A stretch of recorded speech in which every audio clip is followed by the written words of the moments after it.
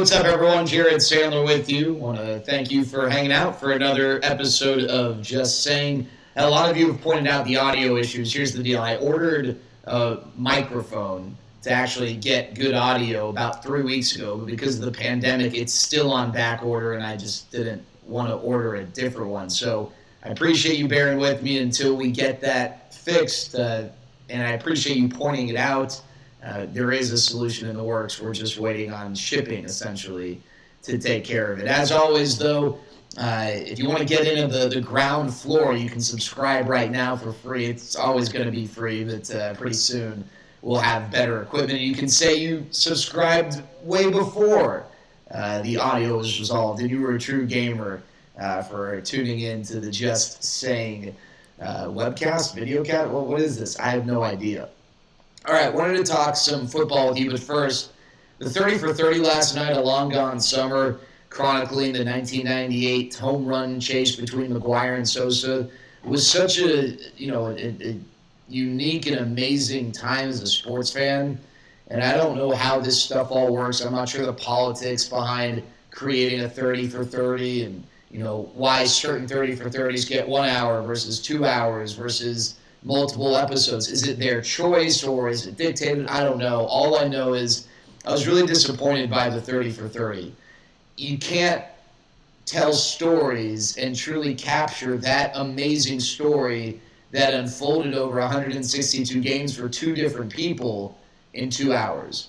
It just kind of seemed like they did a summary of what took place. Like, here's a home run, and here's another home run, and, oh, by the way, here's number 61, and, oh, 62, and, now we're immediately going to go to the head of grounds or the grounds crew member who had the ball on the podium. I didn't feel like there were stories that were told. I didn't feel like I really learned a whole lot. All right, I knew the media was insane for them, and maybe I didn't realize how insane. But great, I don't need 2 hours to learn that.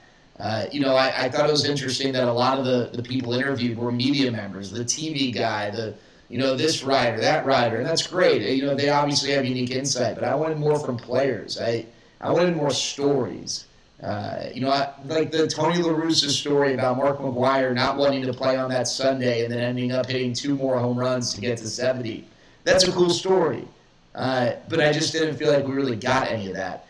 And I don't think that it's possible to cover that year at the depth that it should be covered and telling the stories that need to be told that I'm sure existed, that I know existed, because I talked to people throughout watching that who were a part of that team, either on the Cardinals or the Cubs, were like, man, we got stories for you. There are a lot of stories that are not getting told.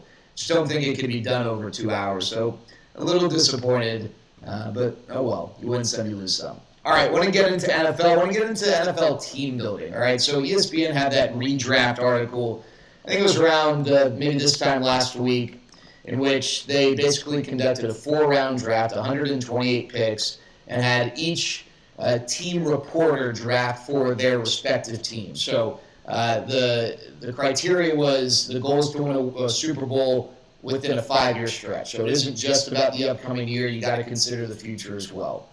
And it made me think about team building. And obviously, the quarterback is an important position. But what is the next most important position now? We know what maybe our thoughts have been in the past. What about now? So we'll answer that in a second. Just the initial observation, obviously it makes sense that Patrick Mahomes was first, then went Russell Wilson, then Lamar Jackson, then Deshaun Watson, and then they went with Aaron Donald. Miami drafted Aaron Donald.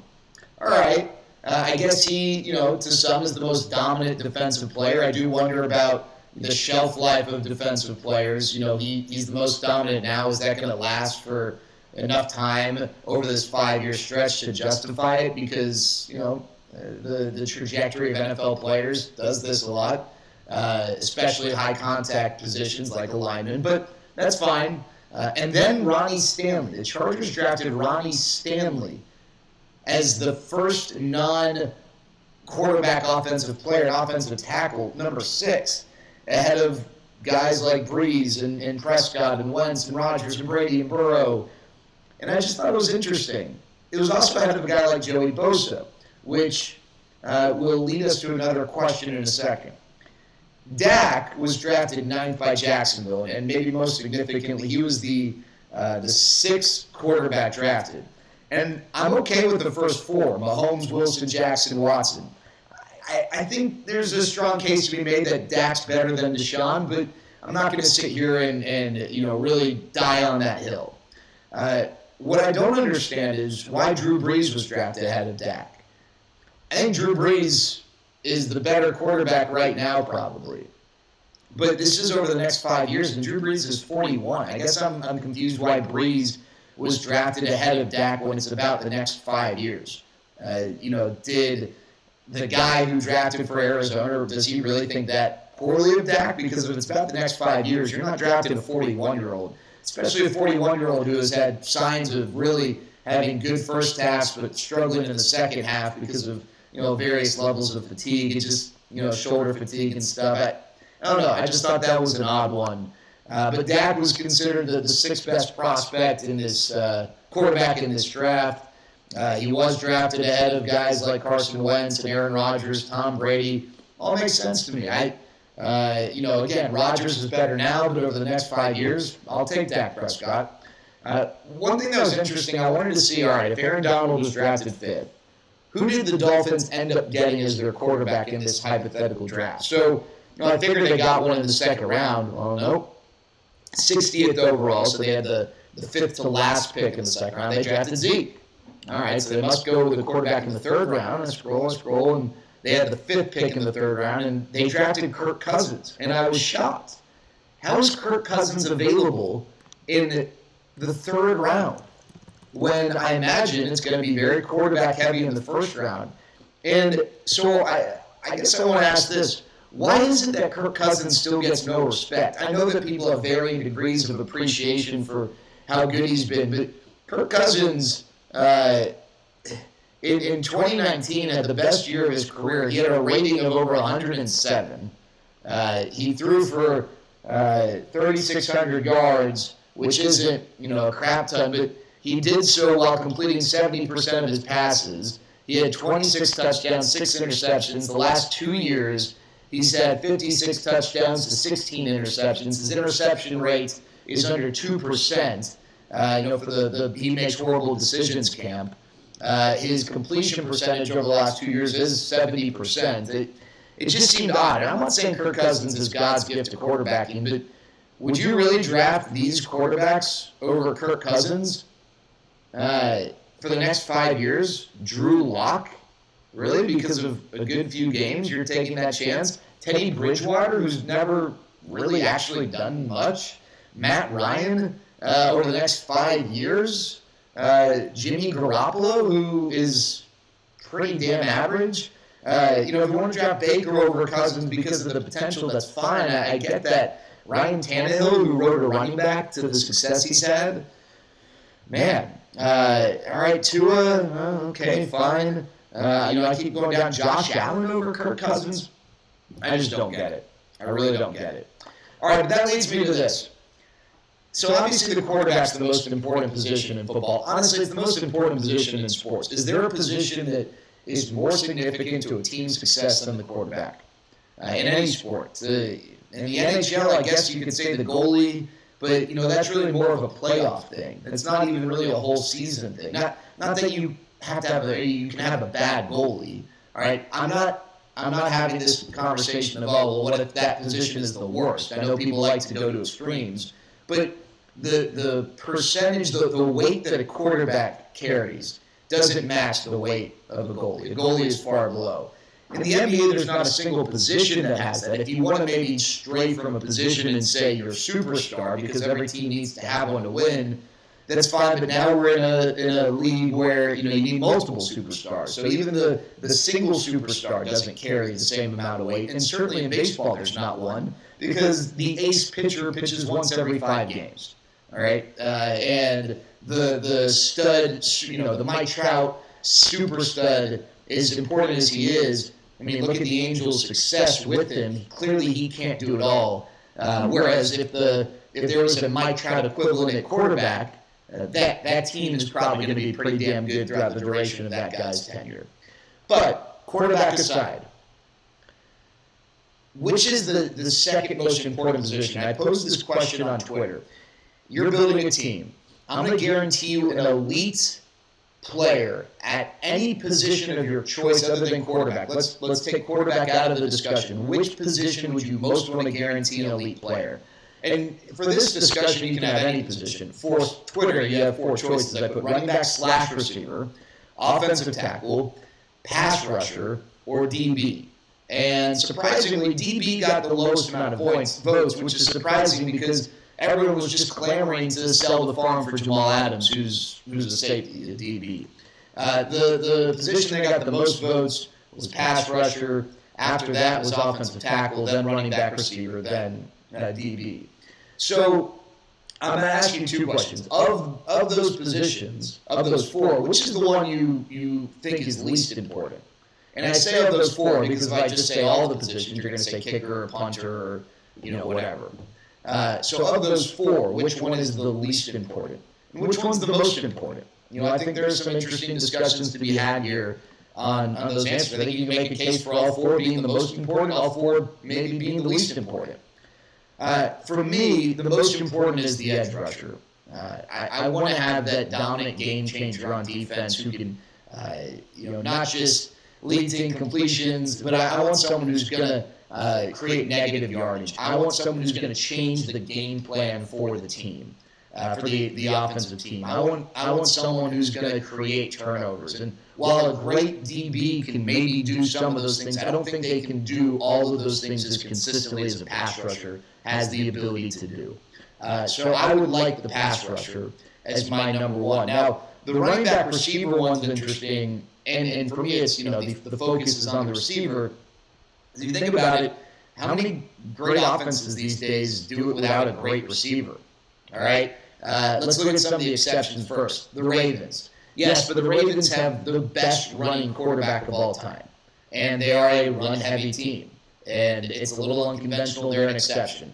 You might want to say San Francisco if you think they have a great offense. All right, maybe, but they also have arguably the best pass-catching tight end in the NFL right now in George Kittle. So a little bit of an asterisk there. The Seahawks are really the best example. They don't have a stud receiver, and they've maintained a really, really good offense. Now, again, they are not pass-heavy, as most teams are. And we can say, well, Jared, you keep making excuses for everyone. You're right, I am. But for the Ravens and the Seahawks, they're the minority. So if you're trying to construct a run-heavy team, then by all means, you don't need that receiver. All right, you don't. But if you look at the NFL's movement and where the game's headed, it's becoming less run-heavy, more pass-heavy. We're seeing teams more and more throw at rates that we never saw in the 90s and the 2000s. So if you want to construct a team with more of a running focus, by all means, do it. Passing focus, you need the receiver, all right? You've got the Chiefs with Tyreek Hill, the Saints with Michael Thomas, the Cowboys have Amari, the Packers have Devontae Adams, the Bucs with Mike Evans, and really the Mike Evans-Chris Godwin combo. The Browns, the reason people think they're going to be an elite offense isn't just because of Nick Chubb, it's because of that Odell Beckham, Jarvis Landry combo platter. Arizona now with DeAndre Hopkins, they have the same thoughts. The Falcons have had a tremendous offense in the past because of Julio Jones. You need that elite receiver. With that said, I still give the edge to the pass rusher. Now, the position that I think I could go without guaranteeing an elite player is offensive tackle. And it's interesting, it's somewhat hypocritical. For one, when you look at the offensive line as a whole, and the tackle is 1 of 5, and you can have a really, really good offensive line without an elite tackle. The Cowboys last year had a really, really good offensive line, and Tyron Smith's play was not of the elite level. You can't have a great pass rush without an edge rusher who is outstanding, unless maybe you've got Aaron Donald, who is, first ballot Hall of Fame, maybe, best interior lineman we've ever seen. You just can't really plan for that. So you need that pass rusher, whereas you don't have to have the great offensive tackle, the elite offensive tackle, to have a really good offensive line. Plus, in somewhat of a hypocritical twist, you can always game plan against an elite pass rusher if you've got the weapons to do it and the quarterback to do it. Now, not everyone has that. And so that's why I still lean pass rusher. But we have seen teams try and neutralize a great pass rush by getting off quick hitters, quick passes, 2 seconds or less, get rid of the ball. The only problem I have with that is in the way the game's unfolding, I just think those 2 seconds or less pass plays are becoming more and more difficult to pull off. I go with the elite pass rusher, but again, you can make the argument the offensive tackle stabilize your offensive line. The DB takes away one side of the field. The receiver, as we mentioned, you need that to run an offense that is founded upon throwing the football. A lot of interesting arguments to be made. I'm curious your thoughts. Which one would you take? Which one would you leave off? In this discussion of team building. Team building in the NFL, pretty unique. You got to have the quarterback. But what's next? What's important to you after that? I guess that's the discussion we're trying to have. Again, I go with the pass rusher. I leave off the elite offensive tackle. Not saying I want a horrible one, but I'll take a good offensive tackle and an elite pass rusher instead of a good pass rusher and an elite offensive tackle. I'd love to hear your thoughts. As always, subscribe, comment, like. Let's engage in conversation. Looking forward to chatting with you and hearing from you. Hope everyone has a great start of their week.